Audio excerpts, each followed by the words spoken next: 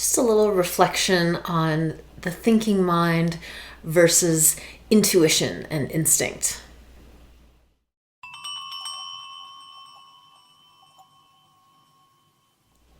Hi, I'm Farah of Tibetan Healing Movement, and I was reflecting on how the names of the movements in Lu Jong, which is this Tibetan healing yoga that I teach, both level 1 and level 2, they're all based on animals and observation of nature.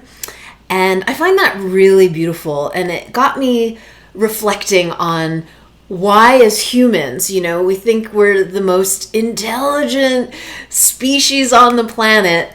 And then here we're looking to animals in this health practice and learning from them, which I think is really wise. And so what the animals are closer to is their instinct, their natural intuition. I would say that, that's another question, instinct and intuition. But so animals will say they have their instinct, right? Nobody taught a dog to go eat grass when her stomach is bothering her, and yet there's some instinct to do so. Or, how animals know to build a nest, or it's just amazing the intelligence that animals naturally have. Now, we also have intelligence, but I am going to propose that our issue is the thinking mind gets in the way. I mean, have you ever felt just that you're overthinking, you're overanalyzing, and it just complicates matters?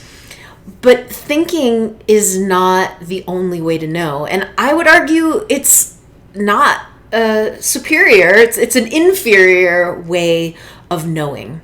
Because there's also a knowing that comes through the body and through the heart, right? So this is that intuition. And, intuition comes online in moments. It's usually the first 3 seconds of reaction or inspiration, impulse comes from intuition.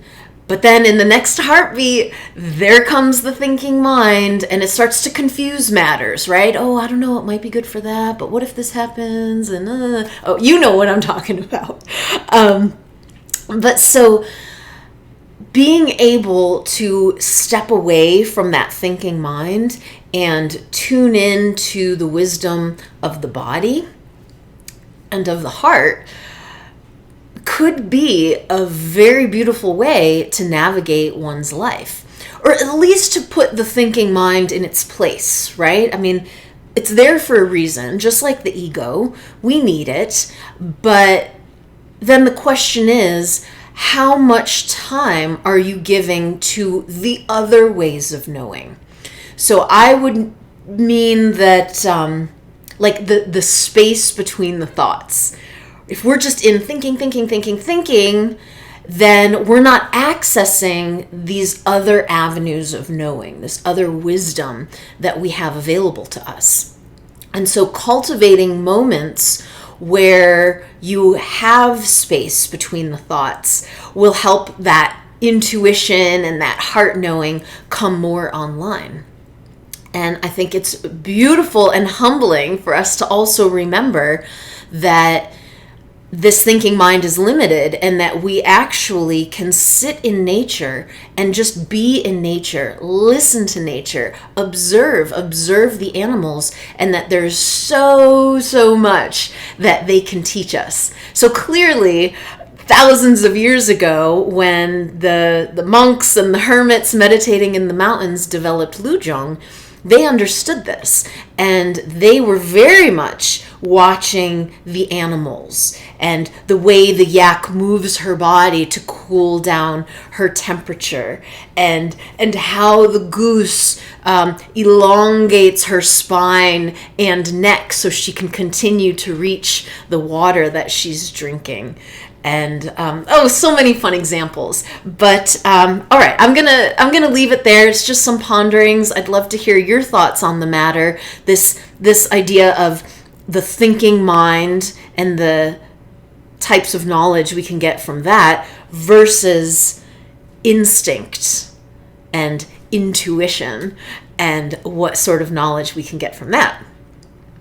Leave some comments. I'd love to hear your thoughts on it.